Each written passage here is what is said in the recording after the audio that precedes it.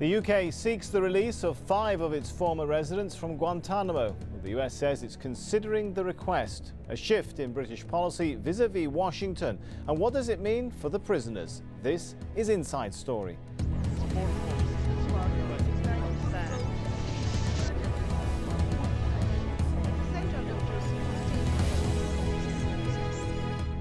Hello, I'm Sami Zaidan. Well, the United States says it's viewing favourably a request from Britain to release 5 of its former residents from Guantanamo Bay. Well, the request marks a U-turn in British policy. Under former Prime Minister Tony Blair, the government insisted it wasn't obliged to help the men because they weren't British citizens, although all had been living legally in the UK. Britain's appeal was greeted warmly by human rights groups and those campaigning for the closure of Guantanamo Bay. Washington says it's keen to transfer detainees back to their home nations or other countries, but wants assurances relating to security. Well, Britain says it welcomes moves towards closing the base. It says the men, if released, would be subject to the same security considerations as any other foreign national.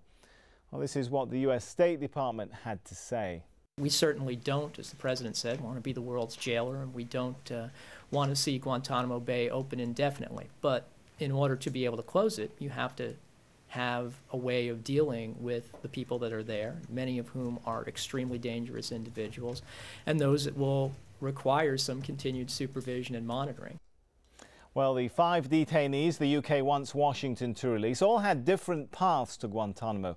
Libyan Omar Deghayes obtained refugee status in 1987. In 2002, he travelled to Afghanistan and was later arrested in neighbouring Pakistan.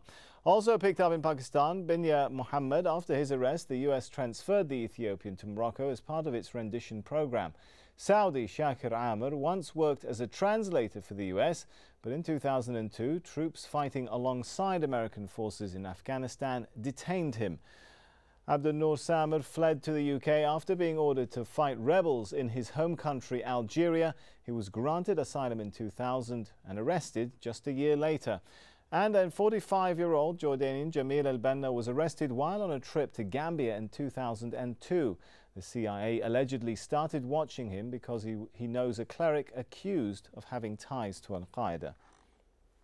Well, joining us now are our guests in London, Asim Qureshi from Cage Prisoners, an organisation campaigning for repatriation or asylum for Guantanamo detainees.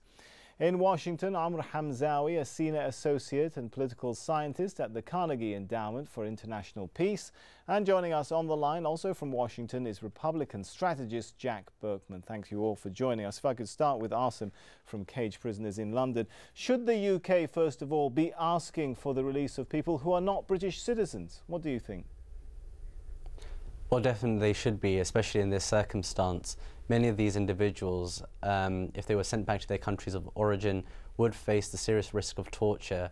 So when you consider that, then really the government should consider itself under some kind of moral obligation, at least, to have them returned back to them.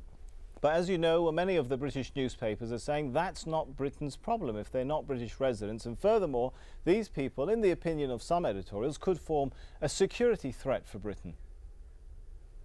Well, if you want to take a more legalistic approach towards it, then these individuals were residents and they were issued with travel documents, and only because of the force majeure of having been held illegally by the US for 5 years were they actually not able to return back to this country legally. So if you want to consider it from a perspective of force majeure, then really they should be allowed back into this country anyway. All right, let's bring Jack BURKMAN onto the line. Do you agree with that analysis? I think I lost you. Still there? I was asking you whether you consider the change in policy that we're seeing now from Britain's new Prime Minister Gordon Brown. Do you think that indicates that perhaps he's trying to take more of an independent line with Washington? Oh, I think it's even more than that. I think it's unfortunate. I think it's sad. I'd encourage him to follow Tony Blair's line. I think history will remember Prime Minister Blair favorably. Yeah, I think he'll be a kind of Nixon-like figure in history, and that he'll be judged much more favorably by history than his contemporaries. Blair steered a path that was good for Britain. Promoting the special relationship with the U.S. helped Britain a lot, politically, economically, in terms of her diplomatic standing in the world. I'd encourage Gordon Brown to continue that. I think, unfortunately, he's looking for some cheap points.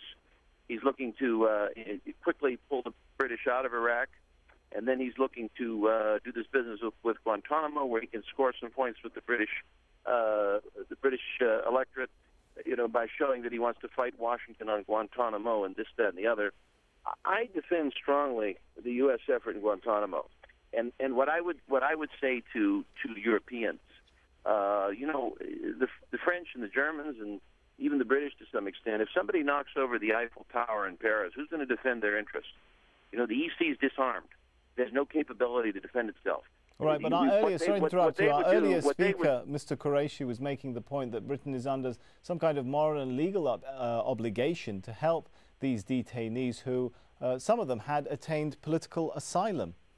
Well, it's not under any moral or legal obligation to help people who aren't its own citizens, who aren't its own countrymen. It should confine its efforts to that. Look, Washington, as the spokesman said in your setup piece, Washington has no desire to run the world's jail. I mean, the Bush administration would like to be done with this mess as soon as possible, but they haven't finished a lot of these interrogations. They haven't finished getting the information they need. They haven't finished a lot of this unfortunate business. And I think Prime Minister Blair understands that. If there are 5 cases that Gordon Brown wants the president to look at, I can't speak for the president, but I'm sure that he will take a close look at that. Britain's a good ally. If there's no further reason to hold them, or if the business with these people can be completed quickly, my guess is Washington will release them. But I think what concerns me is not so much the 5 people in question, but the fact that Gordon Brown wants to change Britain's policy toward the U.S., which I think is stupid. All right, let's bring in Amr HAMZAWI from the Carnegie Endowment for International Peace. We're talking a little bit about whether Britain's policy is changing. Do you think the U.S. policy is changing, that the U.S. is perhaps now getting more and more keen to try and get rid of people from Guantanamo Bay, and that's one of the reasons why we're seeing countries starting to consider even talking about non-citizens? I'm not sure whether we can read the step taken by Prime Minister Brown as indicating a shift in British policies vis-a-vis the U.S. I guess it's a bit too early to portray a picture of Brown as standing in an opposite direction when compared to Blair. The step taken by Brown to ask for the release of 5 prisoners whom the British government gave asylum or residence permits, and as the previous speaker said, it does have a legalistic and in fact moral obligation to seek the release. This was asked by the U.S. administration. The U.S. administration called on different allies in Europe and elsewhere, even in the Middle East, to get some of their residents, some of their citizens who are currently in Guantanamo, to get them back to the respective home country or country of residence where they were. So it is a step where I'm not sure whether it will be looked upon in such a negative and contradictory manner by the U.S. administration. We'll have to wait and see. All right, that's an important point. Let's bring back Jack BURKMAN into that. What do you make of that analysis, that perhaps the U.S. now is getting keen and is speaking to its allies to try and take, even trying to get third-party countries, so to speak, to take in people whom the U.S. no longer wants to keep in Guantanamo Bay? Well, I think that's right. I mean, I don't think Bush has any. The U.S. didn't ask for any of this. We don't enjoy running Guantanamo. I'm sure Bush would like to. Is glad for those efforts and would like to, in a systematic and sensible way, get rid of as many of these people as we can and get them off our hands, get them off our books. I mean, the U.S. didn't start this, and it just amazes me when I listen to European thought. They don't even there's not even a desire to listen to American reasons for establishing something like Guantanamo. They just view it in this all negative way. There was a reason that this was established. It was necessary. The threats we faced a war on American soil for the first time since 1814, and we had to defend our country. We didn't go looking for this. The U.S. didn't create this. The U.S. didn't go looking for this. Let's bring in Asim Qureshi, if I could, again from London. Should those who are released, should they be subject to any special security measures? Well, considering the fact that the US has had them for 5 years and still have not been able to provide any evidence whatsoever to prove that they have any links to Al-Qaeda or to international terrorism, then no, they shouldn't really be subject to any kind of stringent measures. In fact, they should be brought home and should be treated in the best possible way, considering the level of torture, harassment, and degrading treatment they've been put through. Really, you know, the government should actually treat them as nicely as possible on their return, allow them immediate access to their families, who they obviously have been missing for so many years.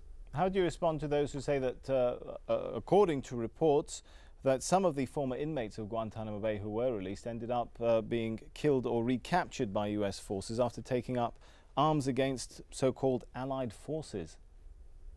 Well, actually, there's only one example of that, and even then, he actually declared his intention to do so immediately on his return back to Afghanistan. So I think that the claim that former detainees are going back to the arena of battle is completely unfounded, and there has to be far more evidence to suggest that they'll do such a thing. In fact, in nearly all the circumstances of people being released from Guantanamo, it shows that they've gotten back into society, they've raised the issue, they've spoken about the things that really matter, which are human rights, due process, trying to establish some kind of security and fair trials for those who are still remaining there. All right, well, I'm going to have to leave the discussion temporarily there for now. Time for a short break. When we come back, we ask, can everyone in Guantanamo the US wants to release be returned to their home countries? And what happens to those the US considers guilty? Stay with us.